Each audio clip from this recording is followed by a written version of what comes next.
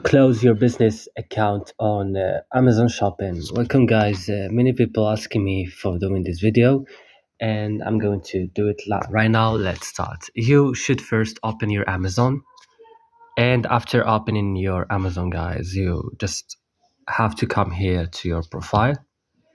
So right now, guys, you will see these options.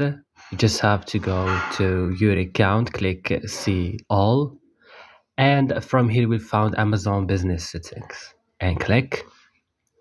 You will find this list or this page. Scroll it down till the end and you will see the last option, close business account. Click on it like this and just click here, close my account, and you have to click continue from here, and you choose the reason why. For example, does not fit my needs, and click yes, close this account,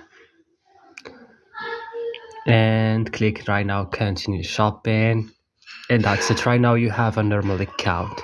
That's all. Don't forget to like and subscribe, and bye.